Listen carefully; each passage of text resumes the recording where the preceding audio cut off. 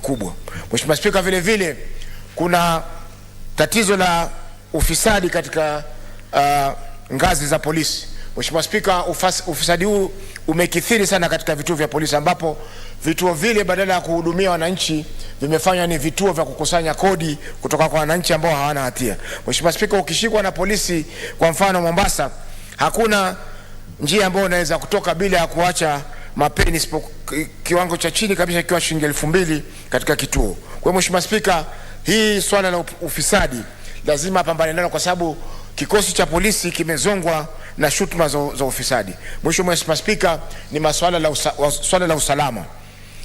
Mitaa mingi katika Mombasa, kwa mfano sehemu za Likoni, sehemu za Kisauni, Mheshimiwa Spika, usalama umeharibika, na kwamba ikifika saa 1 jioni kila mtu anakimbilia nyumbani kwake. Mheshimiwa Spika, hii imetokana na upungufu wa maafisa wanaofanya patrol za jioni, na vile vile pia kutowajibika kwa vikosi vya polisi kutokana na masuala kama haya. Kwa Mheshimiwa Spika, tunataraji kwamba atakapoteuliwa ataweza kupambana na hizi changamoto na nyingi nyingine ambazo zinawakumba nchini Kenya. Jana kulikuwa na ripoti hapa Nairobi kwamba kuna sehemu ambazo ikifika jioni saa 1 huwezi kupita kama mwananchi ikiwa huna silaha. Kwa hiyo Mheshimiwa Spika, tunataraji afisa huyu wa mkuu wa polisi ataweza kutatua changamoto hizi ili Wakenya waweze kuishi kwa amani na usalama, ili wawekezaji waweze kuja hapa kufanya biashara na wananchi wetu waweze kupata ajira na biashara pia kwa wale ambao wanafanya biashara. Asante Mheshimiwa Spika kwa kunipa fursa hii. Asante. Senator Mwenda Gataya.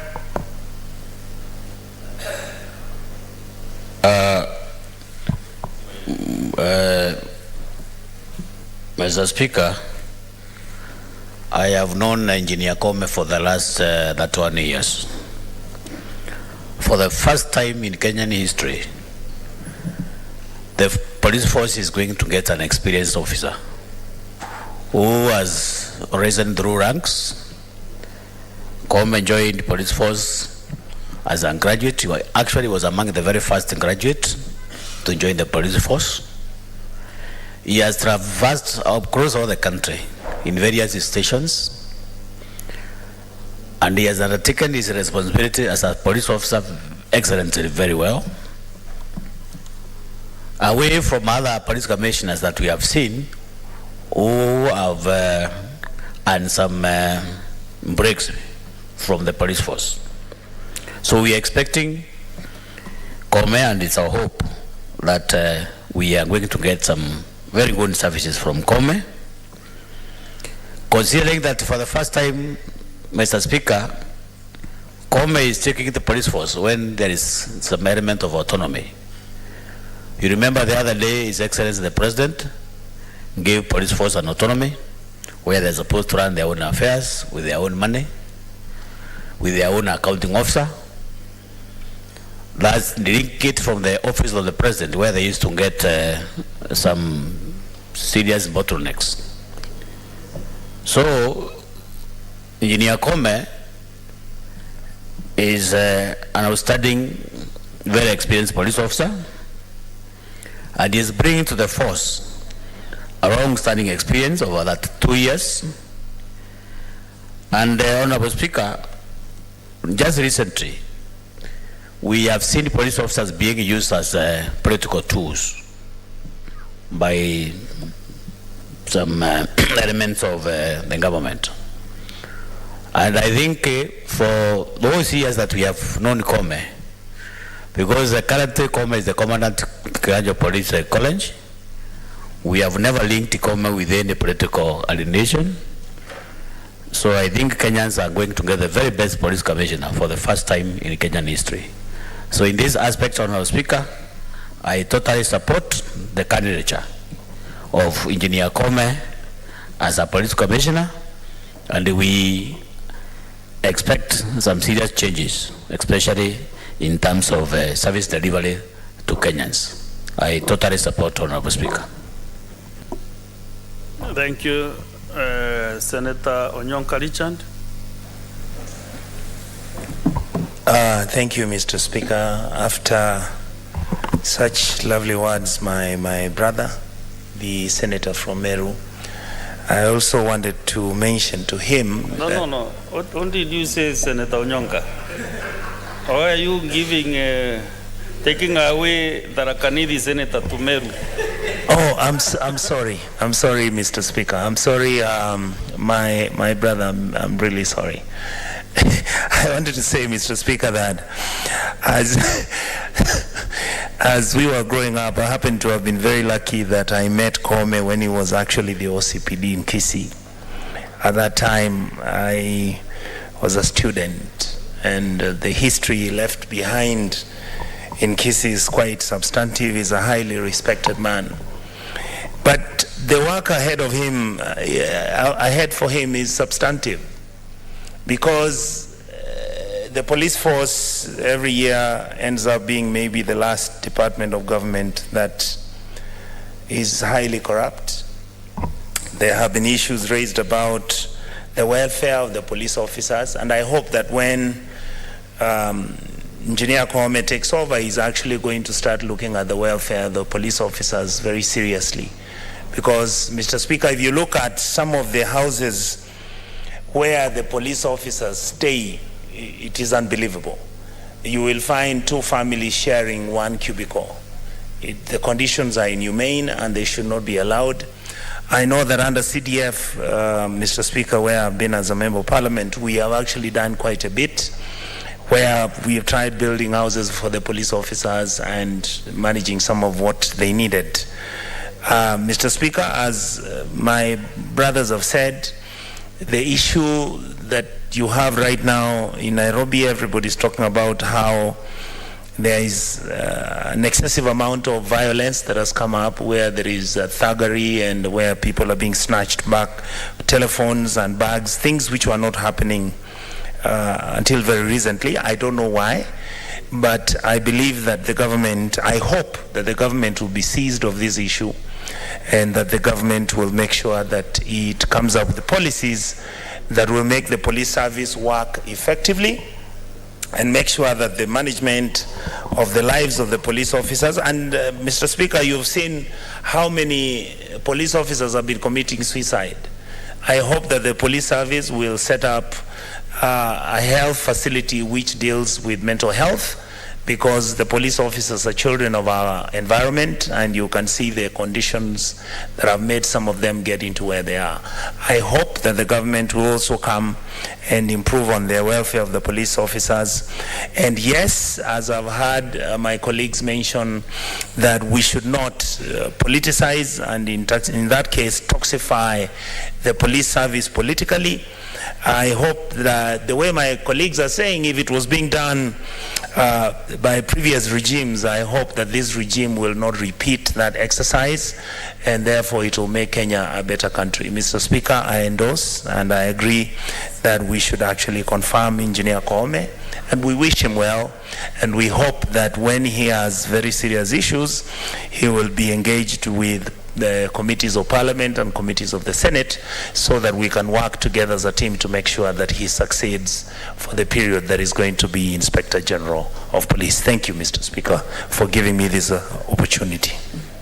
Okay, very well. Senator Wambua Enoch.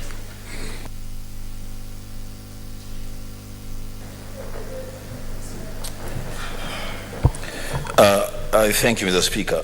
Mr. Speaker, I may not have had the opportunity to know Engineer Kome for that 1 year as my neighbor has, but following the vetting process, Engineer Kome came across as an officer who understands the calling of his office, a professional police officer. I do understand that he has served the service for the last 2 years, and he joined it straight from the university. And the Speaker, I will just say two things about the Inspector General of Police.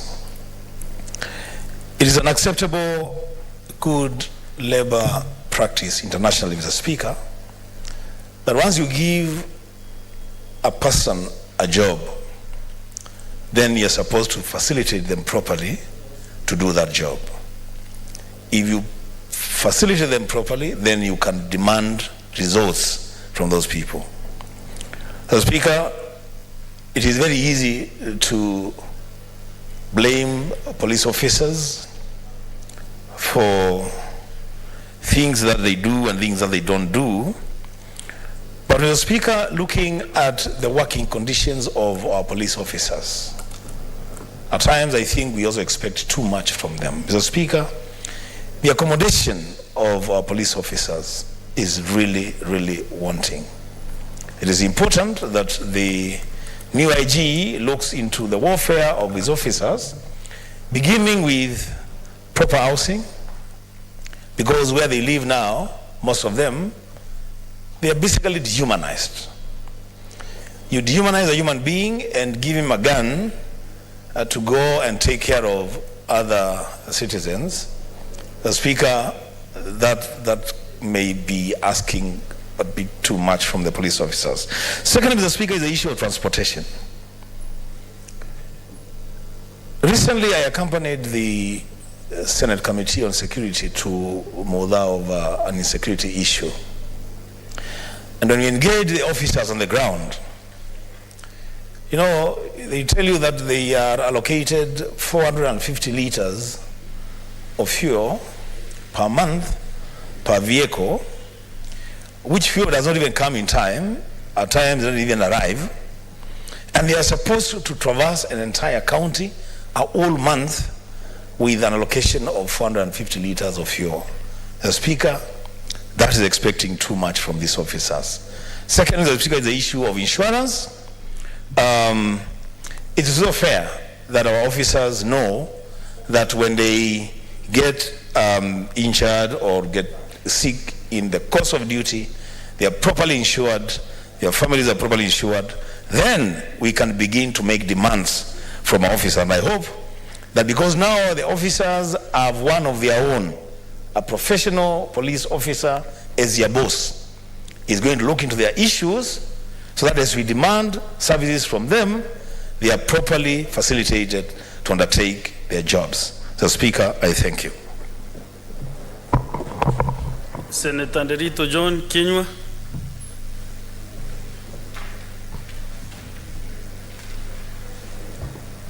Asante Bwana Spika kunipa fursa hii. Kwanza kabisa nataka kuunga mkono ripoti ya kwamba atakayekuwa mkuu wa polisi Bwana Kome. Naunga mkono kwa sababu yeye ni mtu aliye na uzoefu wa kazi ile. Bwana Spika, nimemsikiza rafiki yangu Senator Wambua akisema, na nakumbuka mtu ambaye alipokuwa ameteuliwa nimsikia Wambua akituambia vile ambavyo ni mzoefu na ni vizuri alifanya kazi nzuri. Lakini ni uhakika ya kwamba Kome, kwa sababu amekuwa na uzoefu zaidi, atafanya kazi nzuri na mimi naunga mkono. Kile ambacho ningependa kusema Bwana Spika ni ya kwamba Bwana Kome anapaswa shughulikie shida zilizo katika sehemu zetu za Kenya. Hasa ukitembea sehemu za Laikipia unapata ya kwamba kuna hawa wafugaji haramu wamekuwa akivamia mashamba wanavamia mashamba na kulisha mimea kiholela. Bwana Spika, si vizuri. Kwa hivyo Bwana Kome ana kazi ambayo anapaswa kutekeleza kwa haraka baada ya yeye kupitishwa. Na nataka kushukuru serikali ya Kenya Kwanza kwa sababu tayari wamesema dhahiri shahiri ya kwamba atakuwa akipata hela zake moja kwa moja inapelekwa katika idara la polisi. Kwa hivyo hata kuwa na ile sababu ya kusema kwamba hana hela kwa sababu ni mpaka aende Harambee House aende katafute hela huko. Kwa hivyo sisi tunasema ya kwamba yeye mwenyewe akipitishwa aingilie, aivalie shughuli hizi ya mambo ya usalama katika nchi yetu ya Kenya, aivalie njuga na aweze kuifanya. Na kwa sababu ameonyeshana ya kwamba kulingana vile amepanda ngazi za katika polisi na ameonyesha umahiri wake, sina shaka ya kwamba mimi ninamgoja pale kwetu Laikipia. Ukitembea sehemu kama Wangwashe, uende Ormoran, unapata vile watu wanakumbwa na zile shida ya mambo ukosefu wa usalama. Na vile kwa sababu atakuwa amepewa hela moja kwa moja katika idara yake ya polisi, Aangalie maafisa ambao wanaishi katika hali ya uchochole. Nimetembelea polisi nyingi. Bwana Spika, nilikuwa mahali kunaitwa Angwashe. Ukienda uingie katika nyumba zile, hata si nyumba Bwana Spika. Askari wetu wanaishi katika hema. Hema yenyewe iko na askari 4 ndani. Hata nikawauliza, na ni wanaume, nikawauliza nyinyi mmeoa? Wakanijibu ndio. Bwana Spika, sipaswi kukuambia vile nilivyouliza swali lile lingine, kwa sababu ni aibu katika wakati kama huu. Alafu sisi tumeenda pale kuambia wale maafisa wa usalama, ninyi mmezembea katika kazi yenu. Yule bwana amekaa pale katika hali ya uchochole, umempatia bunduki, unamwambia aende wafuate wakora. Ataenda kutafuta wakora ama ataenda kushughulikia tumbo yake Bwana Spika. Kwa hivyo sisi vile ambavyo tungetaka ni Kome akichukua hatamu za uongozi, hata ijapokuwa atakuwa akifuatilia mambo ya usalama wa Kenya kwa jumla, aangalie hata ya maisha ya uchochole ambao askari wanaishi. Nashukuru sana Bwana Spika kunipa fursa hii. Asante. Asante sana. Senator Mulgo Julius.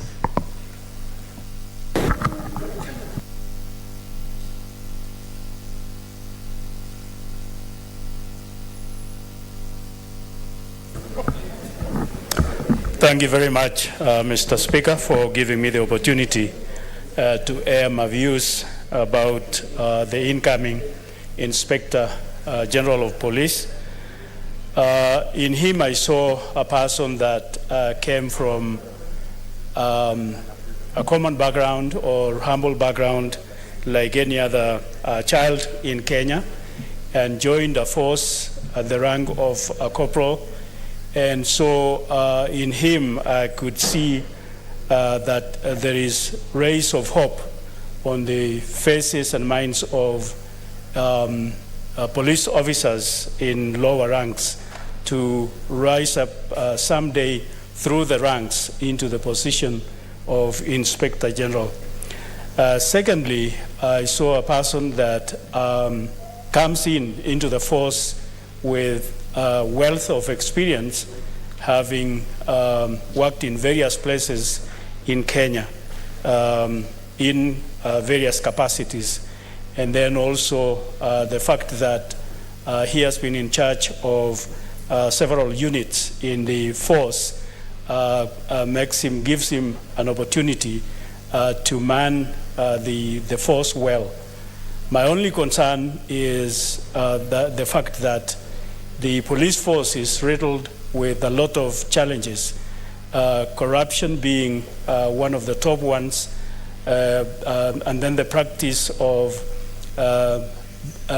sleeping or being lax at the job that has brought about by many lifestyles, and also the shortcomings that the force has in going about their duties. Pokot, the community that I represent, is condemned as a whole, as a community, because of cattle rustling. It's almost like if cattle rustling takes place in the moon, it will be said that Pokot have gone to raid cattle in the moon, because it is a perception that is very wide, and I hope that the experience that the Inspector General is coming in with will be able to stamp this practice out, so that my community will not be the one condemned to practice this thing. And needless to say about many other insecurity issues that are in our towns and many places. And so I support for him to be the Inspector General. Thank you. Thank you, Senator Mulgo. Senator Kamau Joseph Geduku.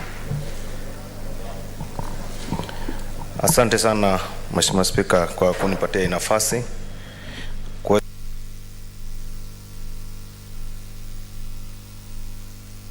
Baada Mheshimiwa Spika wa kuweza kumpitisha Engineer Kome kuwa Inspector General wa polisi katika Jamhuri yetu ya Kenya. Mheshimiwa Spika, nimebahatika kuwa mmoja wa kamati ambayo ilikuwa vet Inspector General Engineer Kome. Na Mheshimiwa Spika, ningependa kusema kwamba tumepitia ile experience ambayo ako nayo katika utendakazi wake humu nchini, Mheshimiwa Spika, na bila shaka Mheshimiwa Spika, naweza kusema kwamba ni mtu ambaye ako na uzoefu wa kufanya kazi, na atakapopatiwa hii nafasi ya kuweza kutumikia wananchi wa Jamhuri ya Kenya, ninaamini ya kwamba atafanya kazi ambayo ni mzuri, kazi ya kuweza kuleta usalama katika Jamhuri yetu ya Kenya.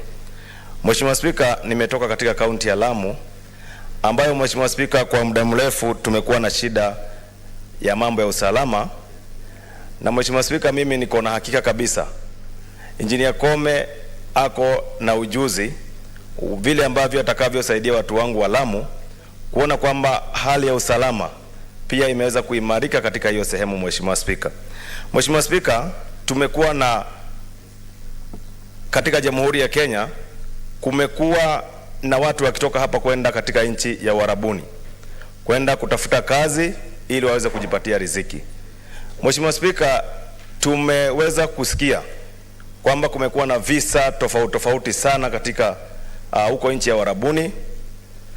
Tunaletewa watu wetu Mheshimiwa Spika wakiwa wamefariki kwa sababu ya ukosefu wa kulindwa vizuri katika zile sehemu za Uarabuni. Mheshimiwa Spika, Mheshimiwa Spika, ningesema kwamba Engineer Kome, nina hakika kabisa kwamba ataweza kulinda watu wetu watakao kuwa wakienda sehemu za nchi za nje kwenda kujitafutia hali ya kazi. Mheshimiwa Spika, na tuweze kukosa visa ambazo zimekuwa zikishuhudiwa katika Jamhuri yetu ya Kenya kutoka sehemu mbalimbali katika nchi yetu. Mheshimiwa Spika, Mheshimiwa Spika, vile ulevi wa kupita kiasi ni jambo ambalo pia limeweza pia kuharibu zaidi vijana wetu katika Jamhuri yetu ya Kenya.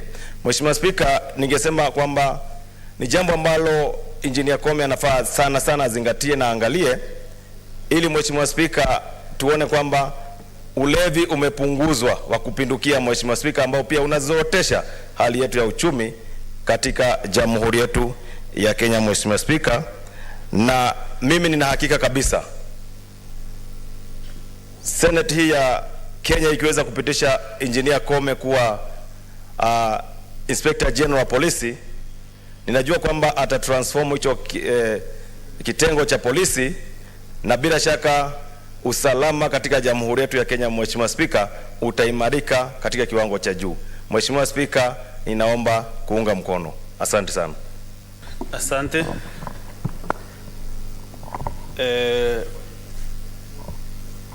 Honorable Senators, we have a visiting delegation from Western Gishu County. Honorable Senators, I would like to acknowledge in the Speaker's gallery the presence of Mr. Harun CTNA, Director of Information and Research Services from the County Assembly of Western Gishu County, who is at the Senate for a standing visit. Honorable Senators, on behalf of the Senate and on my own behalf, I welcome you to the Senate and wish you well for the remainder of the visit. Mr. Sitene, you can rise up again for acknowledgement by the Senators.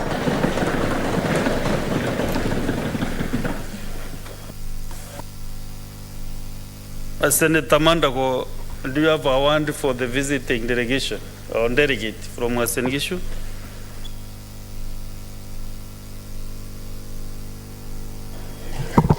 Thank you very much, Mr. Speaker. Mr. Speaker, first, Mr. Speaker, let me thank the Senate for giving the opportunity to our Director, Mr. Harun CTNA, on a learning and research duty at the Senate Assembly.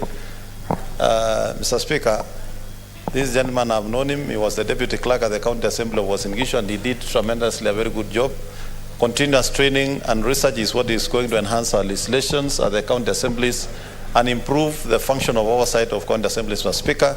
And I want to thank the Senate for the opportunity I've afforded him to study, Mr. Speaker. Thank you very much. Thank you. Let's proceed with the motion. Or any other senator wish to welcome to the House?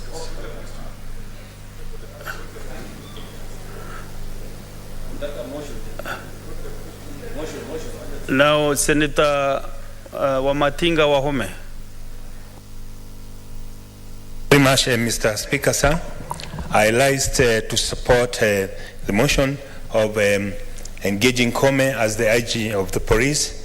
Mr. Speaker, sir, the last 5 years have been very, very tough for this country, where the police have been used by the ruling party to oppress those who are perceived to be against the system. It is my wish, Mr. Speaker, sir, with Kome's experience and exposure, that this thing will come to pass, that he will not actually go back to where Kinoti was, oppressing the perceived opponents of the system. And I think Kome, having the experience and the exposure and a lot of experience and the prudence of and being an engineer like I think he has what it takes to be a good AG, and I believe that he will not take the same path. It is also very important, Mr. Speaker, sir, to note that Mr. Kome will get into office at a time that we experience a very, very high number of suicides among the disparate forces. I would want to recommend or to wish that he would engage positively with the officers so that they would have ways of penetrating their anger, because the incidences at which the police are turning the guns against themselves and against their colleagues is quite alarming. Mr. Speaker, sir, having a professional IG with the independence of controlling his own budget will go a long way to enable him to streamline the services and also to improve the image of the police force, which has been heavily dented. Mr. Speaker, sir, I wish to support. Thank you very much. Senator Bugwa Mungai. George. Thank you, Mr. Speaker. Mr. Speaker, I rise in support of this motion for the approval of Engineer Japhet Kome for the appointment of the position of Inspector General. And Mr. Speaker, I was privileged to be part of the team which was vetting this gentleman. And I want to say that from his academic experience, this is maybe Kenya we are going to get one of the best IG we've ever had. And I want to say that the man is experienced. The man is bold enough to face all the security challenges which are facing this country.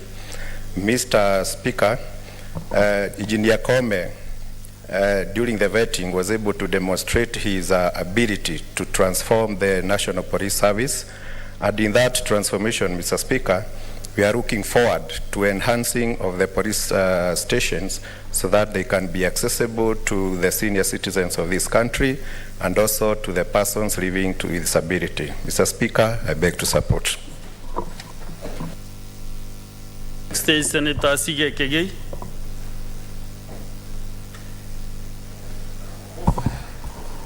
Thank you so much, Mr. Speaker. I rise to support this motion in the appointment of the new SG, Engineer Kome. And in doing so, I also would like to urge the new IG to address the following issues, which I'd like to make very brief, Mr. Speaker. Number one, the alarming rates of extrajudicial killings. Number two, missing persons in the country. Number three, heightened levels of FGM, including illegal gender-based violence.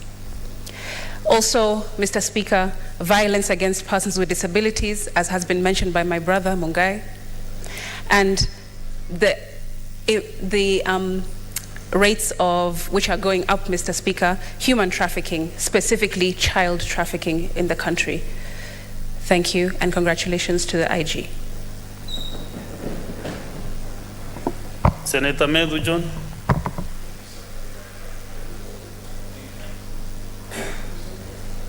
Sorry, Senator Mohamed Chute. Senator Rematien Ezena. Thank you, Mr. Speaker. And I rise to support this motion because during the vetting process, the IG nominee, Engineer Kome, promised that he's going to deal with the banditry issue, the banditry menace, and because he clearly understands that it's organized crime and something that needs a very urgent and thorough intervention, given that today From 8 a.m. until just minutes ago, there has been conflict and war in Samburu, where we have lost one life. And Mr. Speaker, 47 goats have been cows have been stolen. And following the statement I made on the insecurity menace in Samburu, I am hoping that a career policeman like Engineer Kome will handle this matter with the urgency it deserves.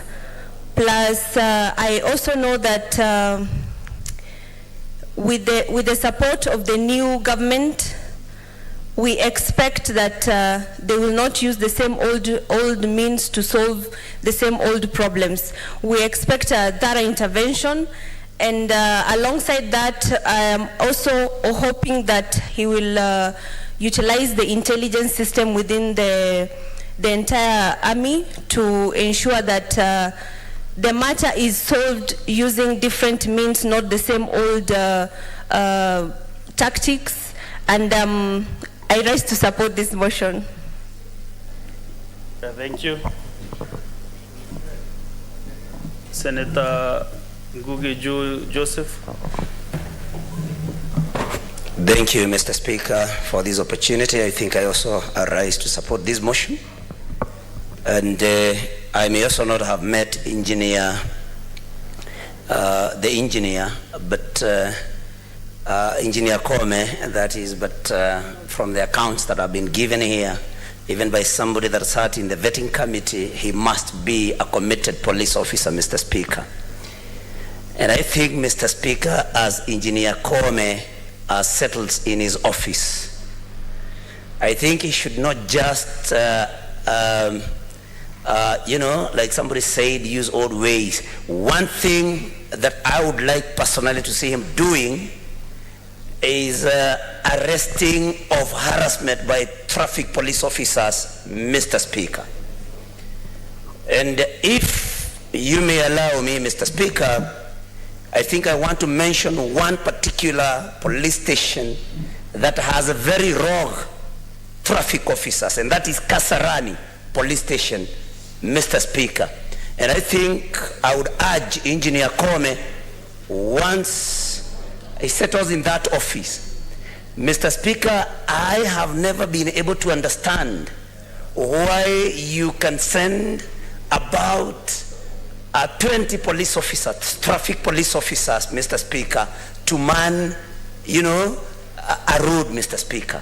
What is happening in Kasarani Police Station with the traffic officers, Mr. Speaker, is not actually enforcement of law and order on our roads. It is harassment, Mr. Speaker. And I think that as the engineer settles, that is one police station that he needs to look at, because the harassment that is happening there, Mr. Speaker, is not acceptable at all. Mr. Speaker, the many cases of insecurity in most parts of this country are also something that the engineer should look at. And like now that he will have a direct fund that he controls, Mr. Speaker, I believe that he should be able to sort out all the problems that the engineer, that the police have been having. But traffic police officers, Mr. Speaker, all these numbers when we don't have officers to address the security issues is unacceptable, and the engineer must look at that. Thank you, Mr. Speaker, for that opportunity. Thank you. Senator Boy Issa Juma.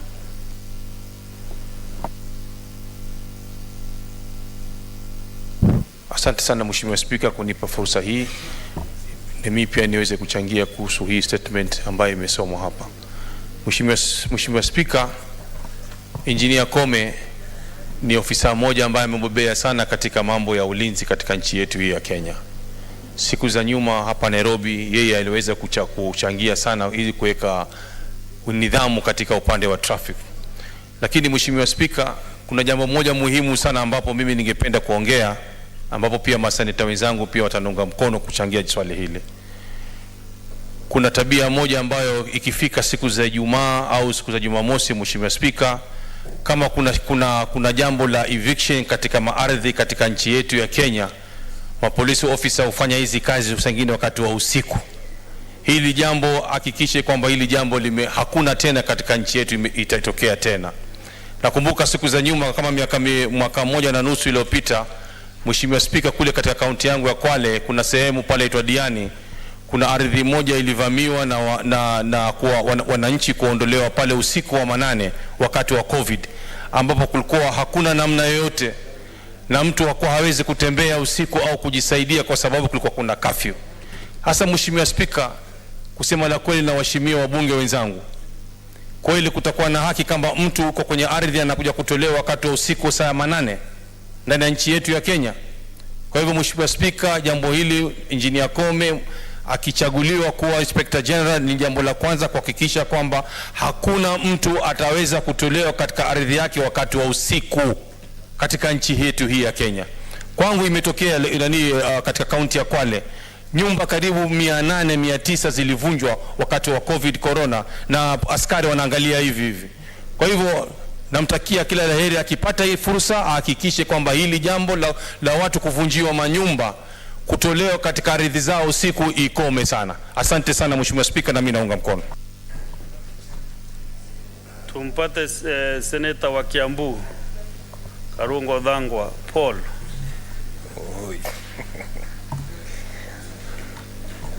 Thank you very much, Mr. Speaker. I rise to support the motion. I might not know Engineer Kome, but I do trust the appointing authority. Mr. Speaker, in support of the motion, I know what the appointing authority went through previously before getting the seat of the presidency. What they went through in the hands of police is unimaginable, and I believe they would not wish anyone to go through what they went through. And in the selection, Mr. Speaker, by appointing Mr. Koome, they had put all considerations, and I believe he is the man for the job. Mr. Speaker, as Engineer Koome takes this office, I would want to urge him to work knowing that we have only one Kenya, and everybody deserves to be served by the police. As their motto says, utumishi kwa wote. Mr. Speaker, I would want to urge Engineer Koome to utilize technology in curbing crime, to utilize technology in the police work. Mr. Speaker, in the world over, there's so many countries where the police officers use body cameras when they're executing their mandate. Mr. Speaker, I believe we are at that age in this country, whereby as they buy walkie-talkie, a walkie-talkie comes with a body camera, so that we can give the police a chance to be vindicated for some of the issues that they go through, and also for mwananchi to know that there is a third eye that is watching what the police is doing. Mr. Speaker, if we do have body cameras on the police, and I can give an example of this house, we are using Hansard. We go to committees, we have Hansard. The police should have something similar to that. Instead of people just recording statements that are written by police, because I don't believe any person write a statement. They only ask questions and the police write the statements. We should have the recordings of such when they're investigating matters or when they're dealing with people, Mr. Speaker. Mr. Speaker, if I go back to what I said earlier of what the president went through before the elections, how the deputy president was embarrassed even in front of his wife and children when the police broke into his house to arrest him. I would urge Engineer Koome to make sure that this never happens to anyone, not the president, not the deputy, not the senators, not the MPs, not the hustlers out there, not anyone in this country. As they execute their mandate to protect the citizens of this country, they should always respect human dignity. So I do believe he's going to transform the police, And the police should stop harassing citizens, and especially in the village, Mr. Speaker. You might think long days, you might think those days where the police used to be seen as an enemy is gone or are gone, but they are not, Mr. Speaker. Sometimes you see a Land Cruiser passing in a village and you see young men and women running helter-skelter because they don't know what will happen next when a police Land Cruiser lands in their village. So just like the Deputy President has always been saying, we want a culture whereby when a police Land Cruiser meets you on the roads going home, when you have taken 1 or 2 drinks, instead of taking you to the police station, they take you home to your wife and children. That is the Kenya we want, and that is the police force that we want. Thank you, Mr. Speaker, and I do support. Okay, thank you. Senator Betty Montet. Thank you, Mr. Speaker, sir. I also rise to support the motion and urge that Engineer Kome, the responsibilities which are about to be bestowed on him are so huge and large and important for this nation. Security of our nation, security of our people is something which cannot be taken for granted. So I would urge Engineer Kome to seriously take this responsibility. He's a career policeman, so we expect so much from him. We expect that he's going to improve the service.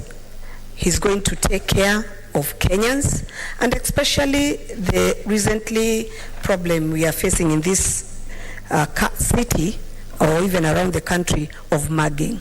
It's so unfortunate that the last few months, 2 months or so, we've lost quite a number of Kenyans, and my condolences to those who've lost their loved ones. And we hope that he's going to address this issue with speed and bring to book the people who are doing it, and especially the thugs who are being called now, they are thugs on the motorbike. So we wish him well and still wish to advise him that Kenyans are looking upon him for their security and for the security of this nation. Thank you, Mr. Speaker, sir. Senator Catherine Muma.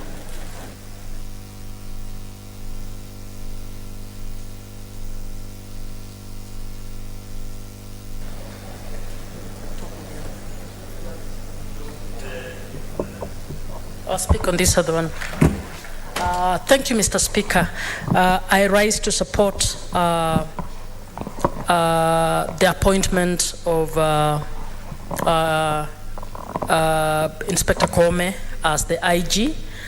And the inspector is not somebody I know, but we trust that his appointment and his vetting is bringing in a professional who's going to bring a change to the police service. Mr. Speaker, it was very deliberate that Kenyans transformed or elected to name the police as the police service from the Kenya Police Force.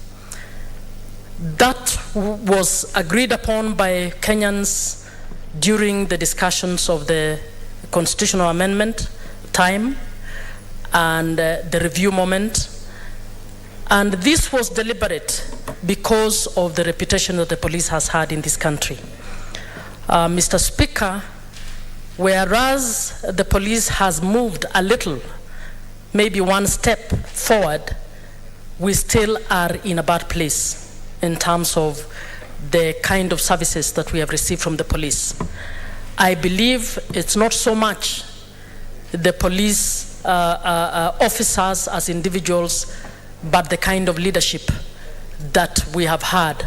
And I would urge Mr. Kome to be that leader that will help Kenyans to achieve the kind of police service that they wanted, from a force to a service, from a force that has criminalized poverty, Mr. Speaker, where people are picked willy-nilly in the informal settlements, in Mathare, in Kibera, in many other places in this country, there are people who are arrested simply because they are poor.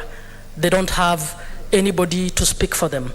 I hope the IG will be the IG for the people of Kenya, which means he will serve everybody equally. He will respect his constitutional responsibility to respect human rights, to give his officers the highest training in order for them to respect human life and human dignity, which means that he will serve all Kenyans regardless of the position they hold, regardless of a political side they belong to, regardless of who they are, that he will serve Kenyans in a way that we will all embrace our police force and our police officers as part of our nation and part of those providing services. And as we speak of human rights, I hope the IG will be the kind of IG who will also respect the human rights of the police officers themselves. Mr. Speaker, I believe our police force has reached that level where they want to earn their living from the day-to-day interaction with human beings because of the way they are treated. Mr. Speaker, I hope the reforms around the police will include providing a dignified life and a dignified manner in which the police officers can access similar services so that their children can have an equal opportunity as the children of senators to be able to go to school, to be able to be anybody in this country as other people. So I wish the IG well, and I wish to ask all Kenyans to give him the support required in order for him to transform the police force into what we want it to be. Thank you. Okay, next is Senator Sekilenku. Thank you, Speaker. I rise to support the motion on the appointment of the IG. I want to put issues clearly that I was in the committee of vetting the IG, and I think from the experiences, from his CV, and sorry, Senator Renku. You seconded the motion. You had a lot of space that time to contribute. Actually 20 or 30 minutes, 20 minutes also.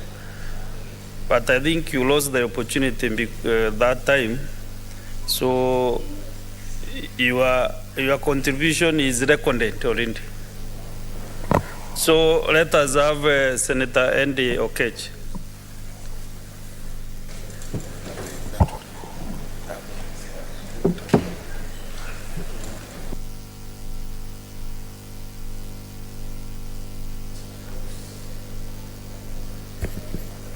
Thank you so much, Mr. Speaker.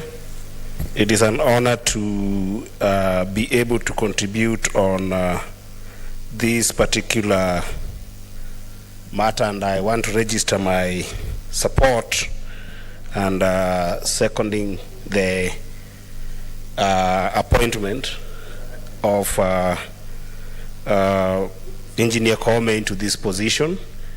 I think that as a country, where we are heading is always very critical to empower our police force, because we need to make our country safe for business.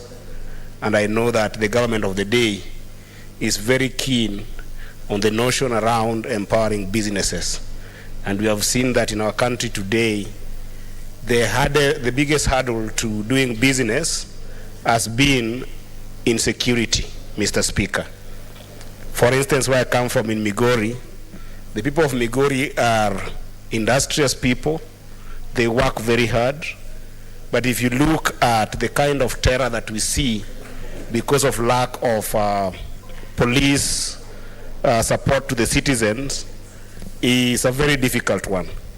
Mr. Speaker, in Migori since January, in particular quarters of Migori, like in Awendo sub-county alone, Mr. Speaker, almost 12 people have been killed because of lack of insecurity at night, Mr. Speaker. And I know I'll be talking about this more, but I wanted to urge the incoming IG to be able to look at how we can be able to empower these communities where people are trying to take advantage of devolution, which this house is here to protect, and people are trying to take advantage of devolution, to start making our counties become 24 hours economy, Mr. Speaker.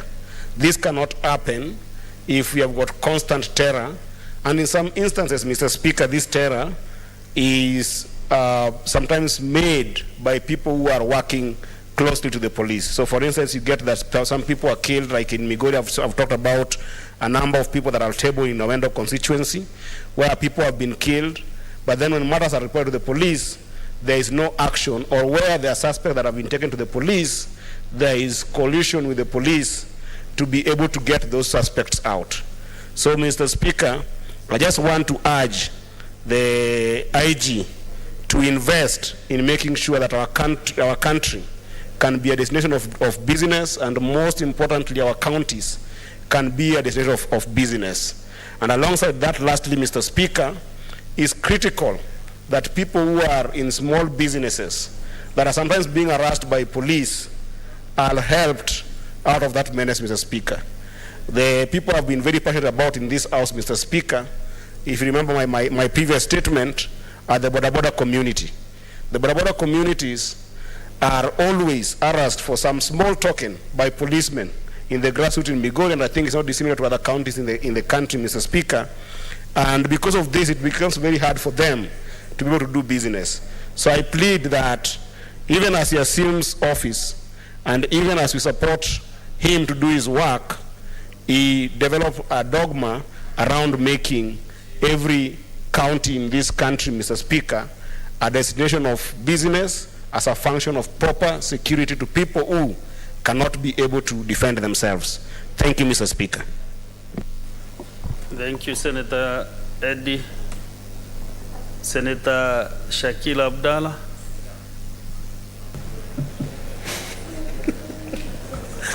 Asante Mheshimiwa Spika kwa kunipatia hii fursa mimi pia kuunga mkono hoja ya kumsupporti Bwana Inspector General Kome.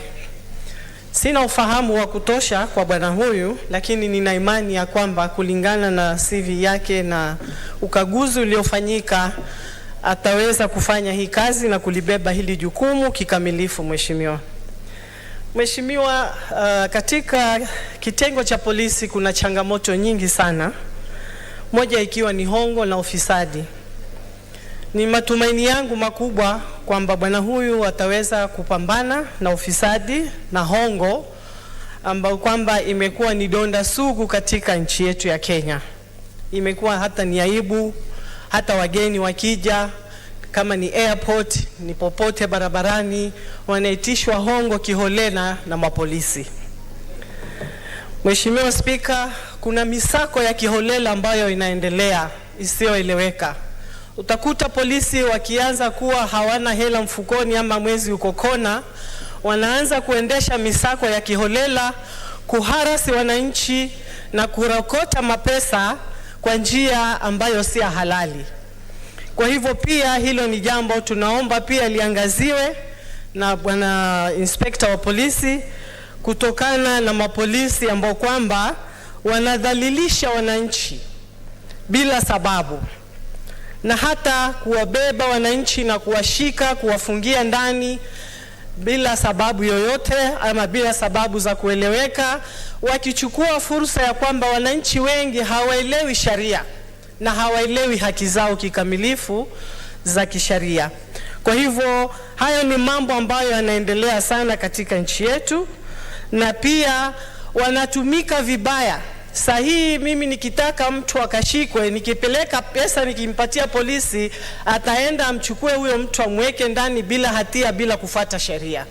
Kwa hivyo kuna mambo mengi ambayo kwamba si ya kisheria yanafanywa na mapolisi kimabavu, kiholela, ambayo kwamba yanafaa yaangaziwe, na tuna imani ya kwamba huyu bwana inspector anayekuja ataweza kukabiliana na hizo changamoto ili kunyorosha hiyo sekta ya polisi na kuifanya iwe ni sekta ambayo itatoa huduma na utumishi kwa wote kama inavyoeleweka. Asante Mheshimiwa Spika.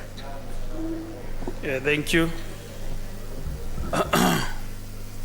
Now let us have Senator Esther Okenyuli Anyeni. Thank you, Mr. Speaker. First, I would love to congratulate you. I was sworn in yesterday, so I take this opportunity to congratulate you. As I stand this time in this house, I would love to introduce myself. I was born in a small village in Kenyenya, Bomachoge, Borabu. Later attended the Kenya High School, then served as a student leader in Masai Mara University, then joined the office of the Deputy President as an Assistant Director Research in the Strategy and Delivery Unit. Now I'm a nominated senator through the United Democratic Alliance Party, serving the people of Kisii, the people of Kenya, and the women at large, and the young people. Mr. Speaker, as I stand here, I represent and mirror many young Kenyans, women of this country, who look up to us to provide hope and direction. Allow me, therefore, Mr. Speaker, to start by appreciating those who've made it possible for me to be here. First, I want to thank His Excellency, the President of the Republic of Kenya, Dr. William Samoei Ruto, who is also my party leader, for seeing it fit to nominate a girl like me from a location whose coordinates would rarely locate. I'm a true example of the bottom-up philosophy. I also want to thank the people of Kisii for the support they gave the President, and particularly the women, through the Women for Ruto movement that I founded. I cannot forget the emotional and overwhelming support I received from the young people on social media platforms, that's Facebook, WhatsApp, Twitter. This shows social media is such a strong tool when used effectively, and young people can use these platforms to propel themselves into leadership without expecting tokens. And finally, I want to thank the people of my home village in Kenyenya and my family for allowing me to charter my political career in this turbulent political space. And surely I promise to make a difference in this space. I would also love to encourage young people who are watching me today that patience, consistency, resilience, loyalty, and hard work do pay. Mr. Speaker, now let me turn to the motion of the day, because in essence, that's why I'm here. I support the nomination of the Inspector General of Police, Engineer Koome. I do not have much information about him, but I've read from the vetting process, and I believe he's the right man for the job. Maybe my urge would be, in Kisii, where I come from, the community policing guys we have down there have now turned to harass ordinary people, and we have been looking at them as people who should work with the police and Mwananchi to restore peace wherever we are staying. And I think the honorable senators here heard of a case where a high school principal was attacked by people, and nothing was said about that. But when you dig deep into it, these community policing guys were somehow involved. So I would love to challenge the incoming Inspector General of Police to look at that issue, so that the people who we are engaging at the community should be people who are of sound mind and who are ready to work with ordinary citizens. And also in challenging him also to offer institutions that will offer counseling services to our police, so that we do not witness the killings we are seeing within the policemen and their families and their workmates at work. So, Mr. Speaker, with those few remarks, I support the nomination of Inspector General Koome. Thank you. Thank you, Senator Esther. Well spoken. That was your maiden speech. Actually, you have challenged veterans such as Senator Wambua, Senator Kinyua. So congratulations on your nomination. Thank you. Senator Beatrice Oyomo.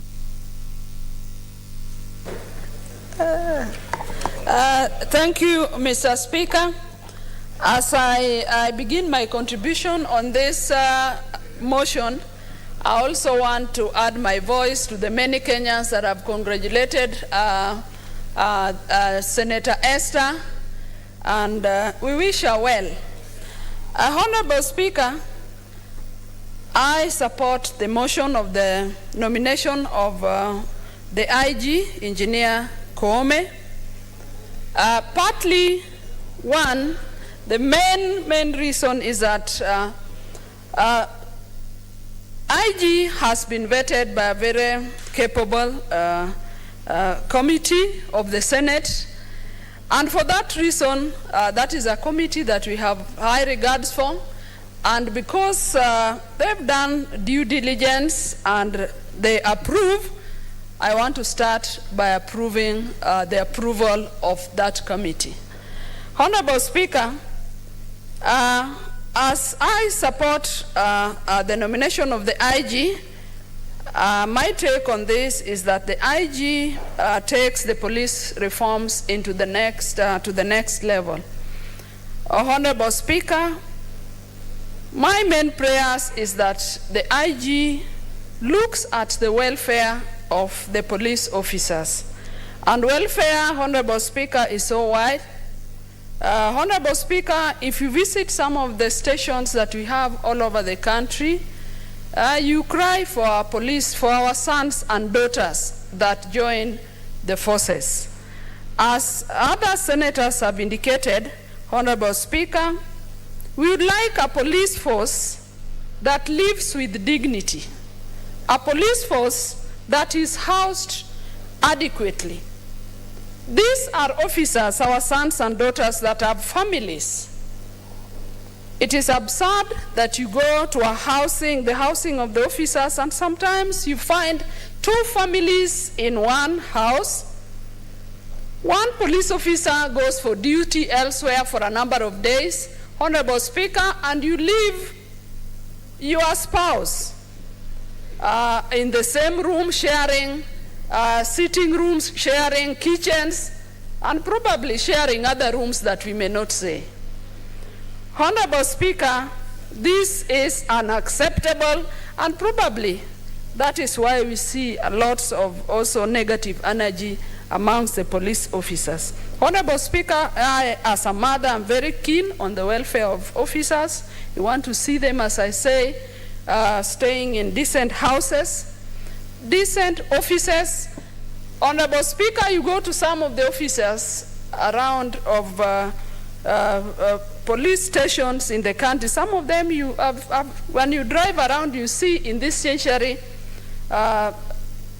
police stations that are still housed in some mabati houses or some small houses in the village. Honorable Speaker, then what would our people, how would our people view the custodian of our security as they see them and as they go for their services in search of those offices? Honorable Speaker, the new IG must look into this.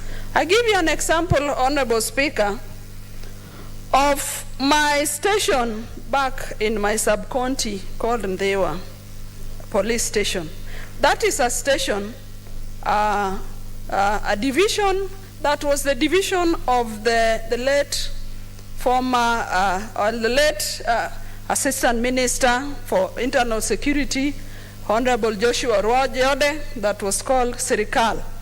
He began the housing, initiated the building of the new offices, but they remained at the level as they were when the late Assistant Minister died. And that was the Assistant Minister for Internal Security. As the IG takes office, I pray that he looks into that, not only because Ndewa also belongs to Kenya, but because that was also the division of the late Assistant Minister for Internal Security. Honorable Speaker, in that same station, and I'm not mentioning that, I'm mentioning that as a symbol of all other stations elsewhere. When you look at the housing in that station, it is pathetic. You do not want your security officers to stay in such houses. Honorable Speaker, that point is made. I also want the IG to look at the advancement of police officers in terms of their advances, staff welfare, and terms of studies. And I remember one senator had talked about the pending implementation of the remuneration of the police officers that had advanced into degree courses. Honorable Speaker, all we tell our children is to go to school.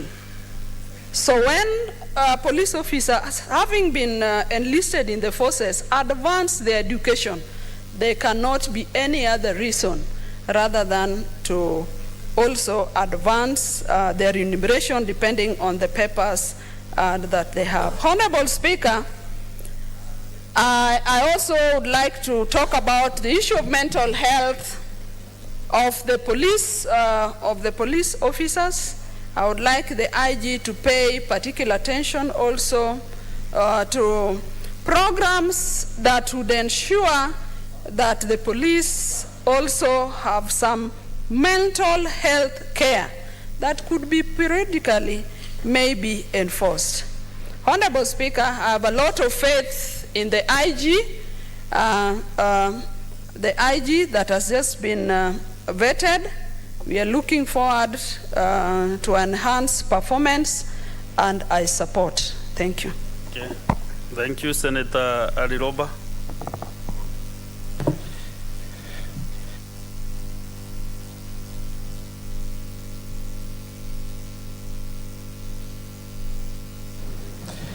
Thank you very much, Mr. Speaker. I rise to support the nomination of Engineer Kome as the IG of the Republic of Kenya. As per the report of the vetting committee as shared, I have little knowledge of Engineer Kome. However, we have faith and trust in the committee that we have sent for purpose of vetting Engineer Kome. And as he takes this huge responsibility with a lot of expectations under the dispensation of the current government, where the issues of extrajudicial killings has become a major issue of concern that needs to be dealt with, I would like to say the following as expectations from the new IG. One is to stop the extrajudicial killings and investigate the past incidences as reported. One, as a leader who comes from a region that has suffered profusely the issues of terror, and particularly the Al-Shabaab attacks in northern Kenya, as well as parts of Nairobi, Lamu, Mombasa, and other areas. I would like to urge the new Inspector General of Police to really continue with the fight against terror with the zeal it requires, understanding very well terror is extremely dynamic and changing tact by the day. And I want to bring to the notice of the new Inspector General of Police the fact that Somalia is doing a lot currently in terms of dealing with terror in Somalia, and as such we have grave concerns that the Al-Shabaab are getting removed from the interior of Somalia into along our borders, and which is going to be a major threat for us. I also wish to request the new Inspector General of Police, as he takes his responsibility, to deal with the issues of forceful arrest and disappearance of persons in this country, I have such a case of a resident of my county who was picked out of his leave and never to be seen for a period of 2 years now. And the eyewitnesses confirm he was picked by security vehicles, and we do not know the whereabouts of that individual. And I believe many such cases exist in this country, as has been shared in various reports. I also wish to put the new Inspector General of Police to task on issues of improvement of police cells to meet the 21st century standard of cells, that in as much as we have suspects and criminals that are picked to be put in police cells, but they're human beings and humane conditions are critical, and that is an area that is in dire need of improvement in our country. I stand to support. Thank you very much, Mr. Speaker. Senator Maruma Mwashushe. Asante Mheshimiwa Spika kwa kunipa hii fursa ili kuunga mkono uteuzi wa mkuu wa polisi Mhandisi Japhet Koome kuwa Inspector Generali. Mheshimiwa Spika, wakati Mhandisi Japhet Koome alikuwa mkuu wa polisi Nairobi, alifanya kazi nzuri sana, na ndio maana tunaunga mkono uteuzi wake kuwa Inspector Generali. Jina lake lilikuwa ni jina la kutajika katika kila nyumba kwa sababu ya kazi nzuri aliyofanya na kwa sababu ya uzoefu aliyoko nao katika utendakazi katika idara ya usalama. Mheshimiwa Spika, kazi ya Mhandisi Koome imekatwa na ni baadhi ya kazi ambazo ama nyadhifa ambayo itatusaidia kutoa kansa ama saratani ya ufisadi. Kazi ya kutoa ufisadi Kenya ni kazi ambayo inatakikana uungwaji mkono na watu wote, na idara ya polisi hasa idara ya ujasusi inachangia pakubwa, Mheshimiwa Spika, katika kumaliza ufisadi. Kwa wale ambao tumeishi Kenya kwa miaka ya kuhesabika, tunajua ya kwamba ukianza biashara yoyote, Mheshimiwa Spika, polisi ndio anapata faida kubwa zaidi. Kama ni biashara ya polisi ya matatu, polisi wako. Na nashukuru kwa sababu Mhandisi Koome amesema kwamba wakati amekuwa Inspector Generali wa polisi, basi ataondoa mifuko, Mheshimiwa Spika, kwa maaskari wote, maaskari wa bunduki.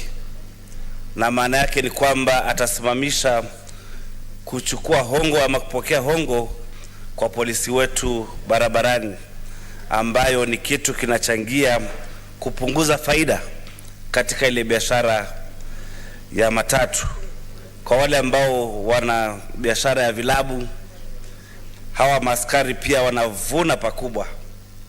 Kukitokea janga lolote, Mheshimiwa Spika, hawa maaskari ndio kwanza kujaribu kufaidi kutokana na majanga hayo. Nakumbuka Mheshimiwa Spika, kule kwetu wakati wa janga la corona, kuna maaskari walikuwa wanafukuza watu, wako mashambani wanakimbia kwa sababu hawajavaa barakoa, Mheshimiwa Spika. Nashukuru Mungu aliye juu kwa sababu ile Land Rover, ile Land Cruiser ilipata ajali na wale maaskari kuumia. Na kuna mambo mengine, Mheshimiwa Spika, lazima tushukuru. Ajali kama hizo za kujitafutia. Na tukauliza, mtu akiwa shambani kweli anafaa kuvaa barakoa? Sasa na wao kwa sababu ya yale mazingira ya kufanya kazi, na kwa sababu ya vile wamekuzwa kwamba lazima wapate kitu kidogo katika kazi yao, hiyo siku walipata hasara. Lakini la muhimu na la mno, Mheshimiwa Spika, ni kwamba mhandisi Koome aangalie mambo ya mazingira ya kufanya kazi ya hawa maaskari, kwa sababu kazi wanayofanya kutulinda ni kazi kubwa, na kwa sababu ya vile kazi yao iko ama ilivyo, hawa maaskari hawakubaliwi kuanza vyama vya wafanyikazi ama trade unions. Kwa hivyo itabidi yeye mwenyewe na Kenya National Police Service ama huduma ya polisi waangalie kwa ukaribu yale mazingira ya utendakazi ya hawa maafisa wa polisi, kwa sababu wanatusaidia katika usalama na katika kutengua vitendo vinavyoletea utovu wa usalama kule kwetu. Kwa sababu nafikiri ya morali ulio chini wa kufanya kazi, kuna wizi mwingi, na hata ukienda polisi kuripoti huo wizi hawafanyi lolote kwa haraka. Wanasema mara hawana petroli, mara gari ni moja, ile ingine iko imetoka na hakuna gari ya kwenda kufanya kazi. Kwa hivyo mambo kama hayo ya kukosa vifaa vya kufanyia kazi inaleta utepetevu wa utendakazi kwa maafisa wetu. Kwa hivyo napenda kusimama hapo ama kuachia hapo na kuunga mkono hii ripoti ambayo inapendekeza kupitishwa ama kuteuliwa ama uteuzi wa mhandisi Japhet Koome kuwa Inspector Generali wa polisi. Asante Mheshimiwa Speaker. Senator Tabitha Mutinda Morin. I'll give 2 more senators, then we can conclude. I'll give yourself, then we are finishing up, winding up. Thank you, Mr. Speaker.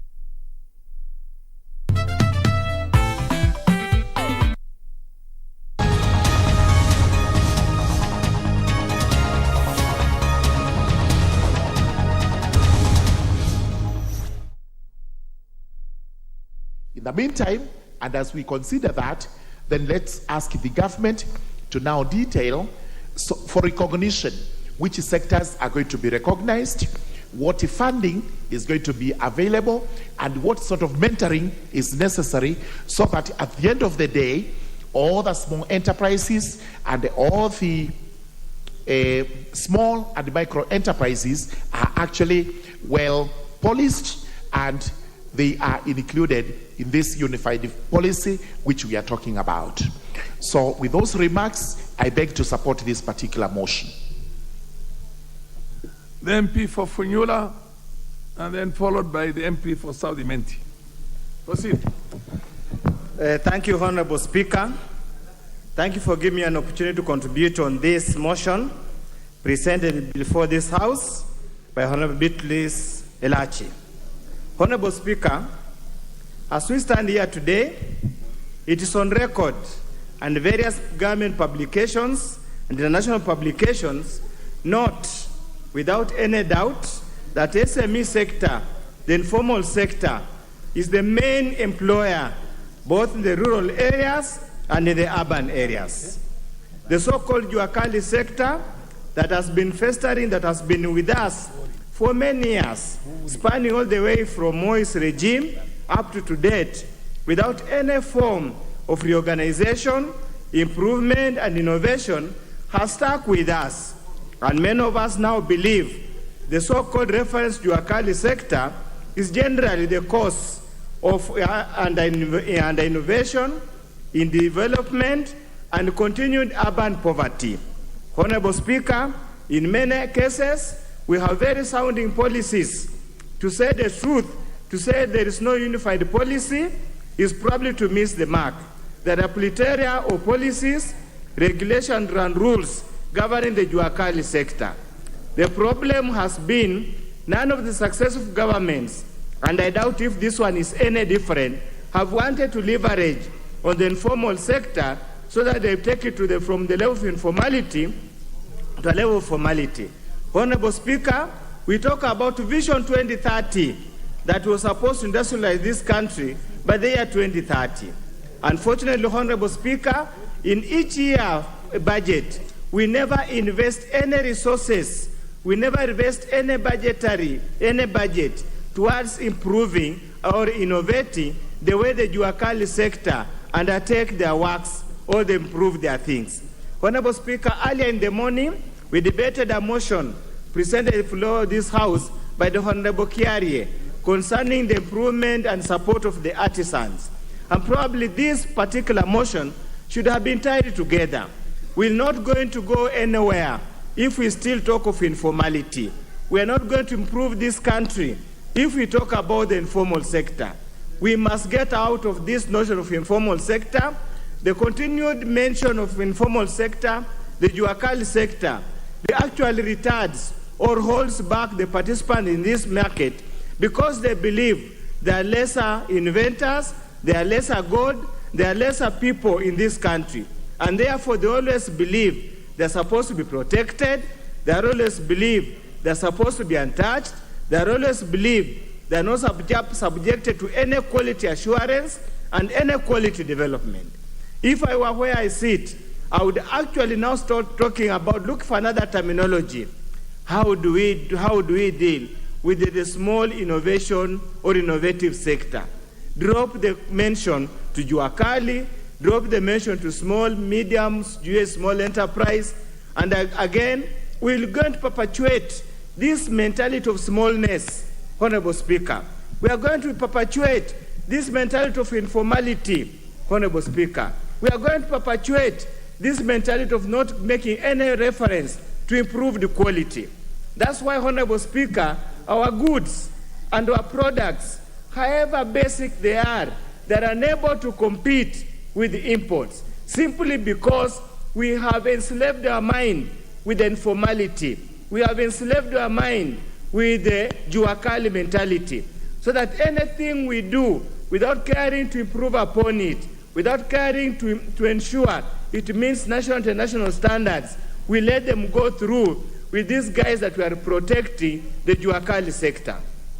And that's why, Honorable Speaker, this continued talk of bottoms up, this continued talk of hustler mentality is not going to liberate the mind of the downtrodden. It's not going to liberate the mind of the so-called the bottom of the pyramid, because they are now being made victims. They are actually being looked as if people they're forgotten. They are not being motivated to move away from the bottom of the pyramid. Honorable Speaker, I came from the university before I came to Parliament. When a student is at the bottom of the score sheet, what do? You don't start sympathizing with that student. You invest in that student, be it extracurriculum or remedial units, or you take the student on a mentorship program. You do not keep on sympathizing with that student and pumping free balls on that student so that he remains there, becomes an election or a political tool. Honorable Speaker, as much as we support this motion, but this motion needs to be redrafted to a point that to such a way that we start getting the informality out of the informal sector, we move them to the formal sector so that whatever they innovate can be imported or exported to US. Whatever they innovate can be imported to Uganda. Whatever they innovate can be imported elsewhere, not just be consumed by the local community that only understands. Honorable Speaker, that's why you find many of the local products. I know the State Department of Industry or the State Department of Trade has got this one county product program. If by its own design, Honorable Speaker, you are confining a product to be produced, marketed, and consumed in that particular sector or the particular geographical area. That's why, Honorable Speaker, I want to urge the new government, the Kenya Kwanza government, whatever it calls itself, but the national government of Kenya, to literally liberate the people of Kenya from the informality. Let the people of Kenya generally move to the next level. We have adequate funding. There is ways of fund. The national body in charge of research and funding is available to provide research, to deepen funding, to provide funding, to deepen research so that we can produce goods and services that meet international standards. The way it is drafted, Honorable Speaker, is going to be a talk shop. The new government will settle in, play with the minds of the people, sympathize with them, work on emotions, and leave them there. President Uhuru Kenyatta found the informal sector, left it the way it is. President Mwai Kibaki found the informal sector, left the way it is. None of the wheelbarrow produced in this country has ever been exported to US or China. So for how many years are we going to be talking about a sector that has refused to grow? Because the policies that are being perpetuated are not development-oriented policies, but are policies meant to subjugate them to where they are so they become a political tool. Honorable Speaker, as much as we talk about this, we need to call upon KBC, we need to call upon other quality assurances to make sure that they refuse to give a stamp of quality to these substandard goods and services that are unable to be sold beyond the boundaries of Kenya. Honorable Speaker, we have reached a point now, this country has got very well-educated people who can innovate and think. All that we need investment in this sector. The Kenya numerical machine, Honorable Speaker, cannot be referred as juakali. The equipment they have are as good as any other industry. Why can these people who are involved in basic innovation go to Kenya numerical machine, take their products there, take their designs there, that are manufactured, get a seal of approval so they can be marketed outside this country? Honorable Speaker, we have some of the best IT gurus in this country. That's why they keep on hacking phones. That's why they keep on hacking banks to steal money. That's why they keep on hacking the EIBC server, Kamagas and the rest and their accomplices here to see the votes that were supposed to go to Honorable Raila Amolo Odinga. Why can they get to beyond this point? Instead of using to do something that is wrong, why can they use that skill to improve on the processes so that we are able to move to the next level? Honorable Speaker, yes, I support the motion, but we need to urge the government to get out of informality, bring these people into formal sector so that they understand what it means to produce competitive goods and services. With those few remarks, Honorable Speaker, I support the motion by Honorable Beatrice Elachi. Thank you. The MP for South Imenti, and for the benefit of the honorable members, the MP for South Imenti is making his maiden speech and cannot be interrupted. Proceed. Thank you, Honorable Mr. Speaker, sir. My name is Honorable Dr. Shanda Kamwiti, MP for South Imenti. First, I'll start by congratulating in absentia the Speaker, the Deputy Speaker, and also to congratulate my fellow honorable members for having made it to this great house. The Honorable Speaker, I want to thank the people of South Imenti, and I promise that I will serve them with all my energy and make sure that I'm going to fulfill what I promised. Mr. Speaker, sir, South Imenti is a constituency that has been previously represented by honorable members, just like Honorable Kabere Tobijewe, who was a Minister for Health, He did a lot for Southern Menti, both in promoting agriculture and also healthcare. Mr. Speaker, sir, Southern Menti was also previously represented by the former Minister for Constitutional Affairs, former Senator, and also a former Governor of Southern Menti, Honorable Kiraito Mulungi, who did a lot for Southern Menti. Southern Menti also has been previously been represented by our current Deputy Speaker of the Senate, Kadhuri Mulungi, who I have taken over to represent Southern Menti.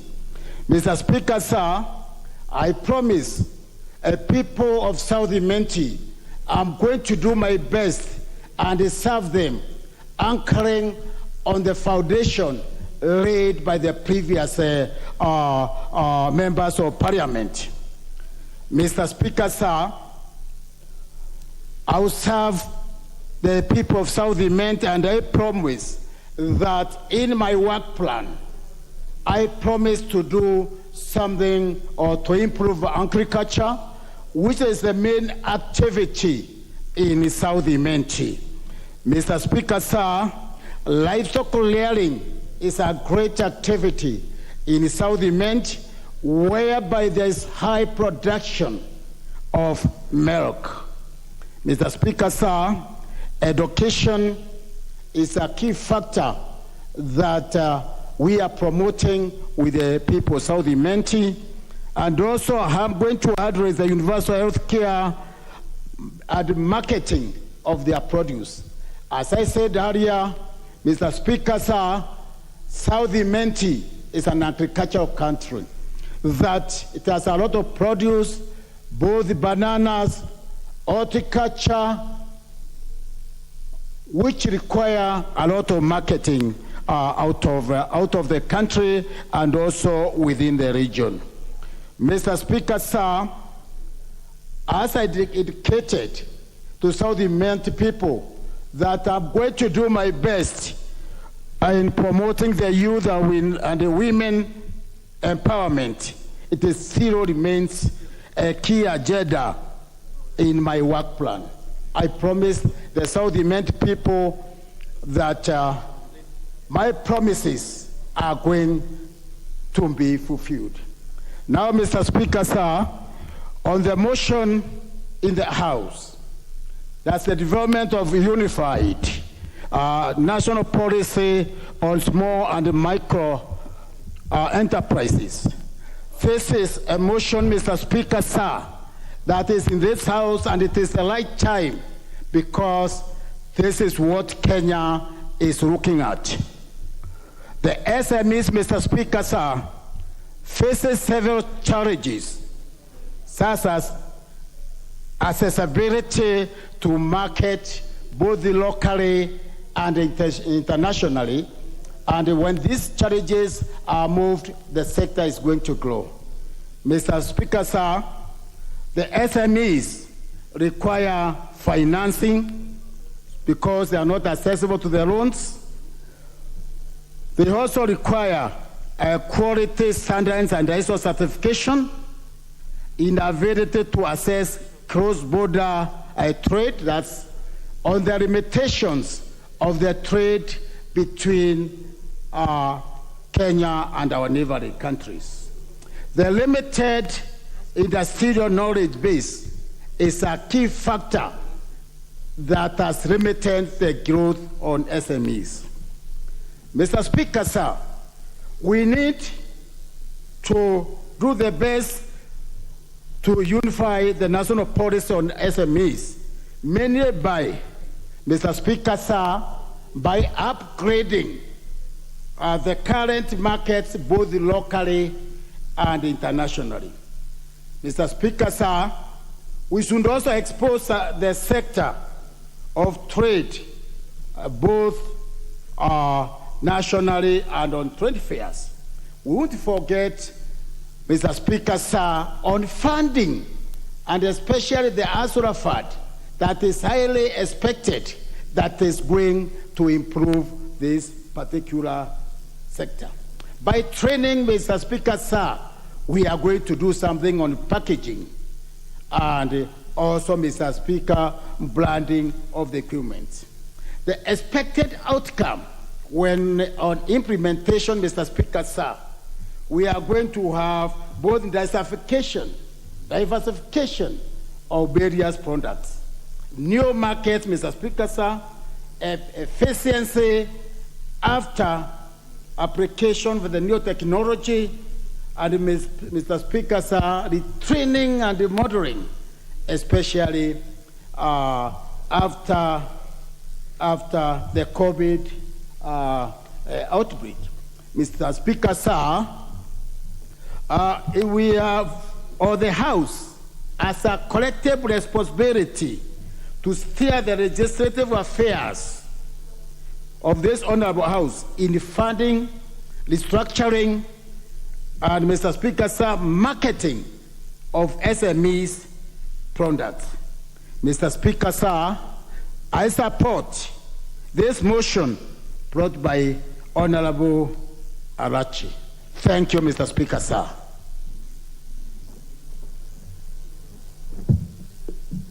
The MP for Mosop, Abraham Kirwa. Thank you, Honorable Speaker. Allow me to contribute to this motion of SMEs. I am in support of this motion, Honorable Speaker, for two reasons. One, we are facing a nation which is going through a lot of unemployment. A lot of our young people and many other people also are facing no jobs. And so empowering this issue of SMEs is going to change this country. And I'm so grateful for the President who just came up with this issue of bottom-up. The bottom-up people are this one, who are actually in these areas of small and medium enterprises all over the world. The people who actually support economies are people who are in this SME area. Because you go to Chuakali's area, you go to small and medium enterprises, these are people who actually pay taxes in first and second world countries. So I would like to see in Kenya that the small and medium enterprise organization are empowered, given funding.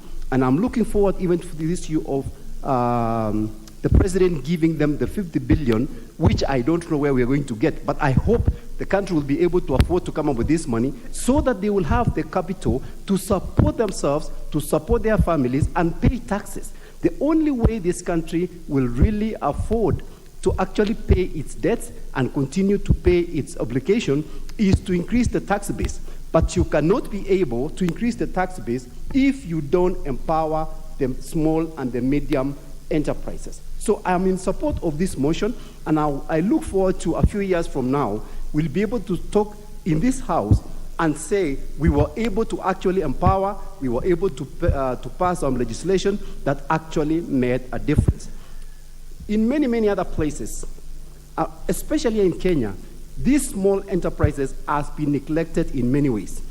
They are not funded, the banks are not giving them enough loans, and even if they are given the loan, the interest rate is so high that the enterprises are not able to make enough profits to be able to support themselves and pay the loan. But if the government comes with this fund, which the interest rate will be subsidized and will be low, then it will give these small enterprises an opportunity to make profit, an opportunity to support themselves, and an opportunity to pay taxes, and the country to make enough money to pay its obligation. So, Mr. Speaker, sir, I support the motion that we fund and support the small and medium enterprises. Thank you, Mr. Speaker.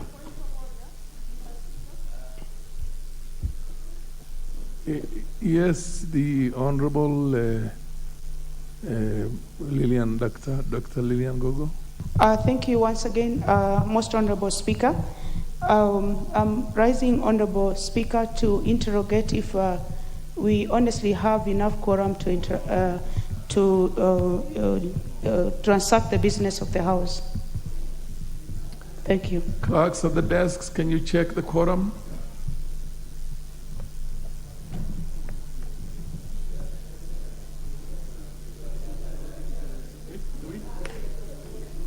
Order, honorable members. We We don't seem to have a quorum. This matter has been raised. The chair sees nothing and hears nothing until it's raised. It is brought to his own attention. So ring the bell, ring the quorum bell.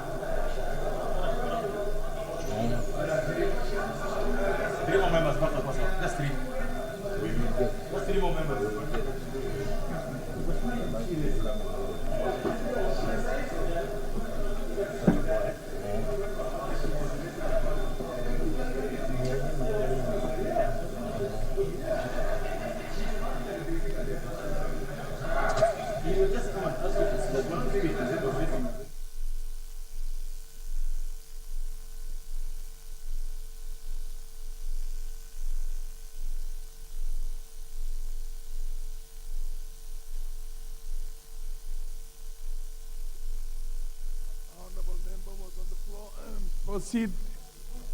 We now have quorum. Proceed. Who was on the floor? Okay, the MP for Ugenya, David Ocheng.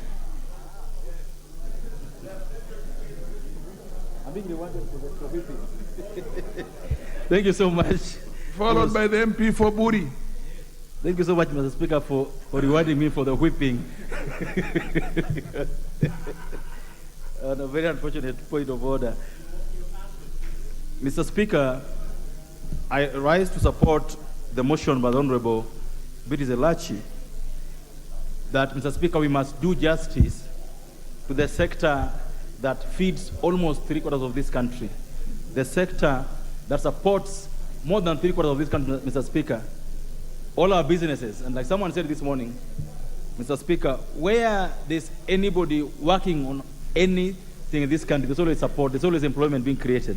And therefore, it's very important that we have a proper legal framework, a proper policy framework that will help the SMEs thrive, grow, and become sustainable, Mr. Speaker. Mr. Speaker, even as I support this motion, Speaker, I would request the Honorable Elachi to listen to me on this matter.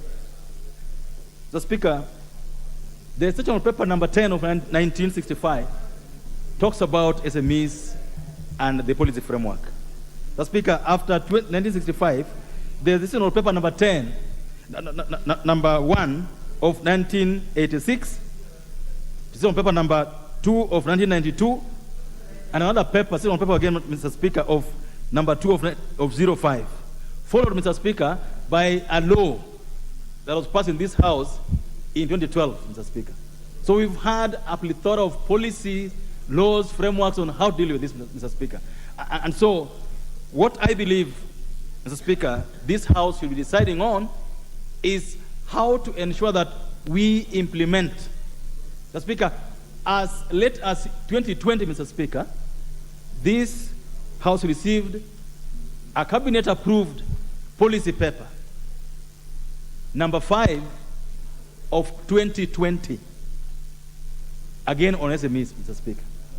And so the biggest issue, the elephant in the room, Mr. Speaker, is implementing and effecting what we've been proposing should be done for SMEs, Mr. Speaker. Instead of giving the Chinese tax breaks, instead of giving, in my opinion, Kenya Airways, there's so many steroids we've been pumping into it in terms of, bailout, Mr. Speaker. Instead of putting money in mega projects, Mr. Speaker, I believe that investing in SMEs, giving them tax incentives, Mr. Speaker, gliding their path, Mr. Speaker, putting a framework for incubating their ideas, ensuring that they are able to learn to walk and run, Mr. Speaker, should be the next frontier. And so, Mr. Speaker, as we discuss this motion, and I'm going to persuade Honorable Elachi to allow us to amend her motion to call for proper, adequate, and effective implementation of the so many policy papers that have been prepared, Mr. Speaker, so that the people in those sectors, Mr. Speaker, and Mr. Speaker, this is a cross-cutting sector. It starts from those who, Mr. Speaker, manufacture wool for cleaning utensils, through those who do very good beds, Mr. Speaker, through the highest end of it, guys who do furniture, Mr. Speaker, through guys who do cleaning, Mr. Speaker. We've got so many, we had this morning, we've got so many Kenyans who are so entrepreneurial, and they just want a little boost, and they would move, Mr. Speaker. And so, Mr. Speaker, the focus of this government, whether through the Hustler Fund or through the established funds, Mr. Speaker, should be in ensuring that our SMEs are self-sustaining, our SMEs are getting business, our SMEs are not be thumped with so many regulations, Mr. Speaker. Today, a person who has an idea, wants to start a business, for example, of cleaning this house we are sitting in, they'll be required, first of all, to register a company. After that, get a license. After that, get a cleaning license. After that, he has to go to so many other places to get sanitation license, get NEMA license, get so many licenses that, Mr. Speaker, the growth of SMEs is hindered singularly by the so many regulations that we put in front of them, so many hurdles that we put on their way that they can't move. And so, Mr. Speaker, I believe that if government can help SMEs through credit guarantees, in our CDF, Mr. Speaker, we normally give work to young people through AGPO, through YAGPO, Mr. Speaker. And you find that the work given to these young people most of the time would take very long to do because they can access credit. They can get money. And so I would imagine that the best would be, how do we ensure, for example, that people who get CDF jobs can get, for example, prompt payments or advance payments to enable them, because the way we've structured our procurement laws, Mr. Speaker, even where we want to support small businesses, we can't. We should be able to say that if someone gets, an SME gets a job in the Ministry of Housing today, it should be able to get advance payments, or they can do the job, then get paid. But if you are swimming with the sharks, you are a young man trying, a young lady trying to get their hand in business, you get a tender through YAGPO, but you can't get money to implement it, then it's almost useless to talk about us wanting to grow SMEs. Mr. Speaker, research and development play and will continue playing a very important role in the growth of SMEs. But Mr. Speaker, if you hear where we're investing now, and the Minister for Education is my very close friend, I don't know whether it was a misspeak, I don't know what it was, but we must continue investing in research at the university level, at the college level, and at the KIRD level, Mr. Speaker, to enable our SMEs get new technology, update what exists, so that they're able to do business in a manner that is cheap, timely, so that they can make money in those things. Mr. Speaker, in the last 2 weeks, for example, or last week, 1 week alone, I've been watching TV, and people in Nyandarua are saying that as people die in Pokot of hunger, there are SMEs, that people that have leased land, they have potatoes, they have tomatoes, they cannot access the markets. So, Speaker, infrastructure that will enable these SMEs to operate. If they are doing farming, they should be able to have roads. They should be able to have transport for their goods and services that they want to offer. Now, Mr. Speaker, investing in infrastructure is going to be very key to enable the SMEs work, Mr. Speaker. So, Speaker, market exposure. I always wonder that even in this parliament where we sit, if you go to these offices, we are now being given new offices, Mr. Speaker, and there are so many offices we're being given. The furniture is imported. Just imagine how much it is. Just imagine how much it is. If you are to decide that the furniture in our new offices are going to be taken from our SMEs, how much will it be? You must expose our SMEs to markets available. We can't hope that they'll sell their furniture to Congo. We can't hope that they'll sell their wares to Uganda when we as Kenyans are not buying them. I've seen, if you go to even our constituency offices, the ones that we have down in the villages, Mr. Speaker, we go to, like in Nyanza, we go to Muindi shops to buy furniture. Those good ones. Yet down the road you can get a workshop. Mr. Speaker, in every constituency now, we have the so-called ICDCs, the Constituency Industrial Development Centers, Mr. Speaker. Mr. Speaker, in some of these CIDCs, they have very good equipment for fabrication. They have very good equipment for manipulation of, metal, wood, and all this. But we don't go to them as our first port of call. So if we don't have a policy implementation framework that requires that we buy things at the local level, Mr. Speaker, we'll have a lot of, capital flight because we don't want to use our own. Mr. Speaker, I've looked at what happens in the counties today. And the counties buy a lot. The counties do a lot. But you go to Makueni, you go to Siaya, and you check who has been given the roads to be done by the county government. They are not the young people in the village. They are not the SMEs there. They're expatriates. Nairobi people going down to the villages to pick tenders. They do come back to Nairobi. Mbani is invested in Nairobi. How can we ensure that our SME framework requires that a certain percentage of those jobs, if it is building roads, if it is building dispensaries, if it is supplying drugs or medicine for that matter, is left for the SMEs down there, Mr. Speaker? If we are not deliberate in the way we're going to do this, Mr. Speaker, I always have a problem. And the example I've given here now, this is the 10th year I'll be giving it, Mr. Speaker. About, for example, the way we ran the SGR construction. Mr. Speaker, in that construction, we imported bolts and nuts worth more than 3 billion Kenya shillings. Bolts and nuts. Things that our numerical machining company in this country would make. and we would create jobs here. Mr. Speaker, we were importing rolling stock. We imported cement. Mr. Speaker, even today as we speak, we have government building constructions that are being done.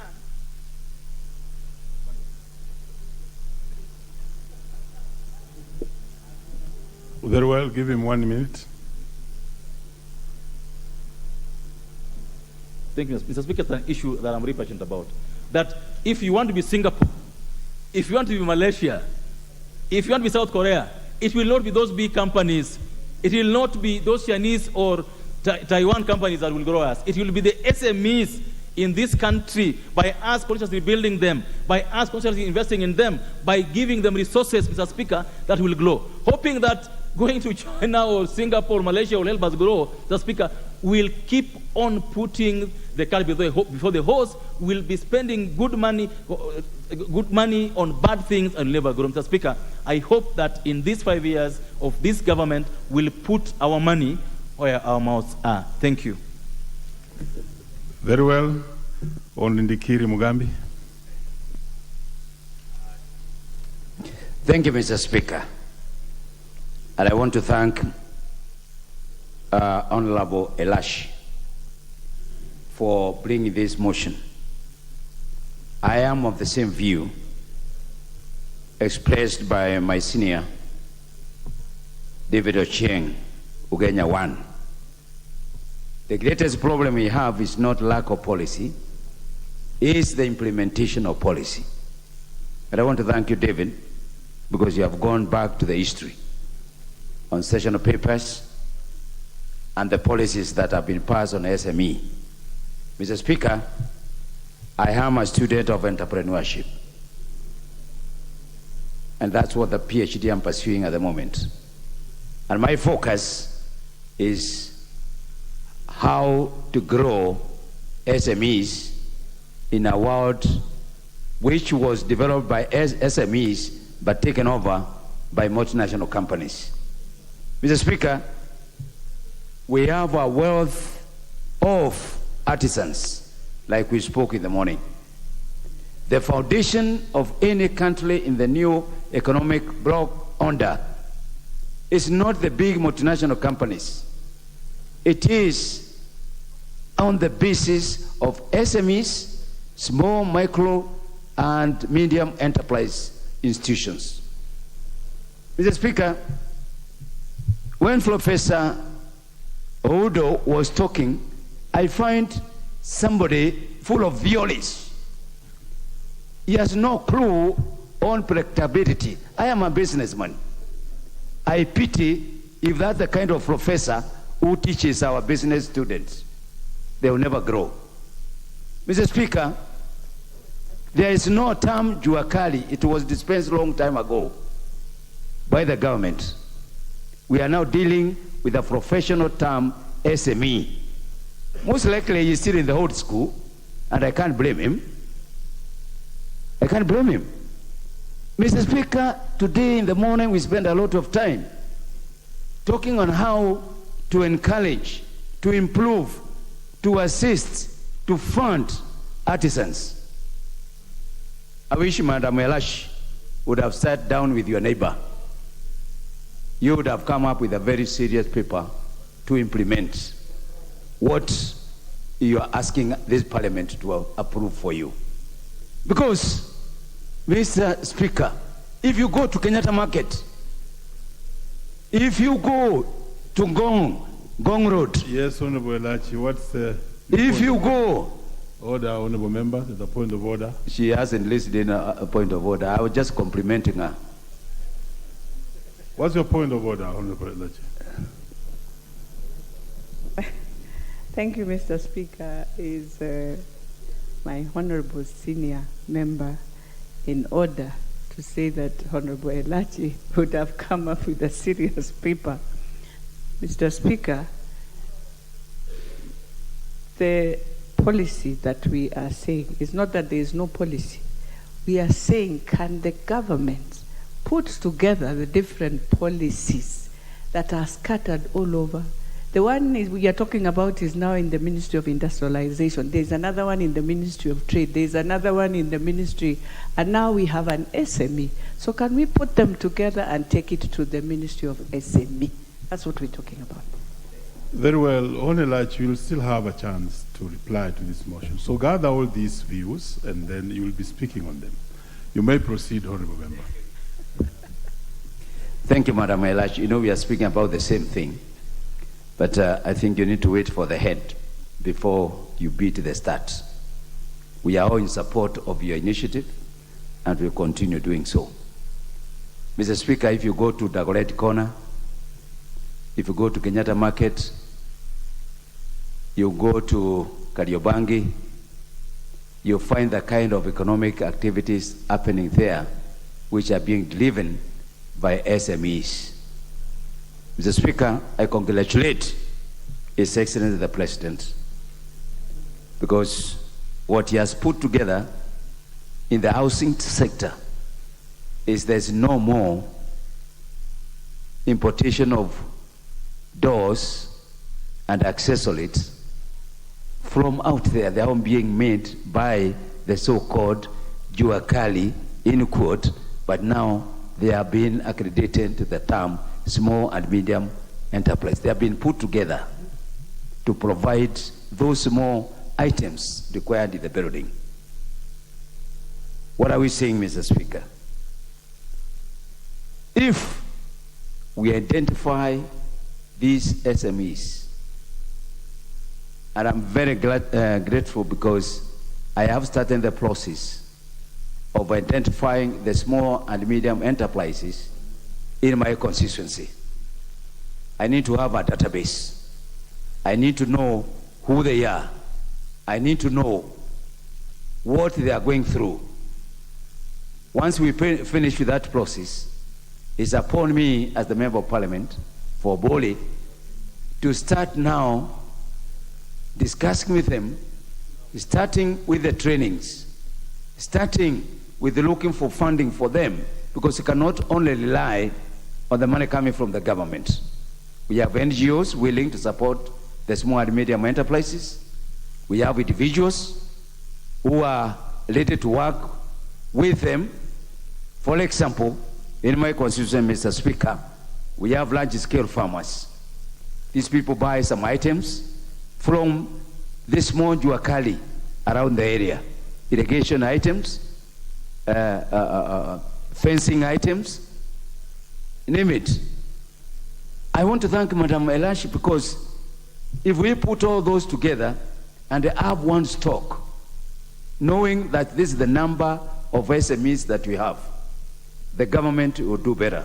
But the government has not been doing very well in this, because we have not statistics. And I wonder what the Department of Kenya Bureau of Statistics does.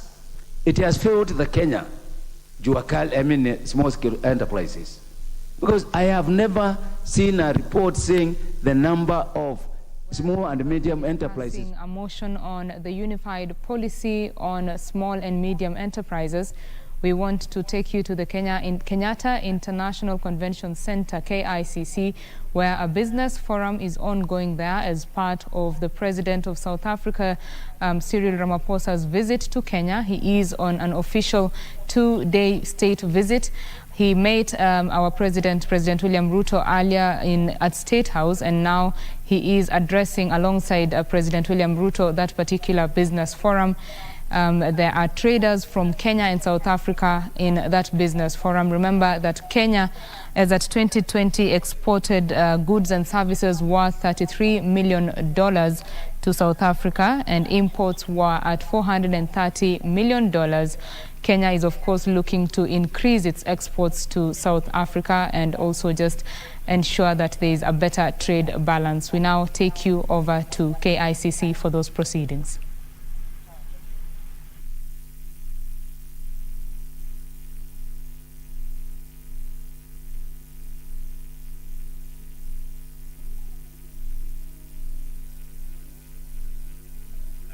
Matamela Cyril Ramaphosa, President of the Republic of South Africa, members of the Kenyan and South African cabinet, ambassadors, business executives and captains of industry representing both countries, distinguished ladies and gentlemen, Ujambo, Sanibonani, good afternoon.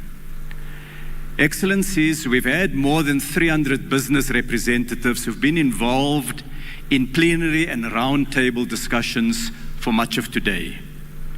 You would have heard now from the two business representatives. They had excellent discussions and they are eager and keen to get down to doing more business with each other, to invest more, to trade more. Trade between our two countries is beginning to support the joint vision of industrialization of both countries, though much still needs to be done.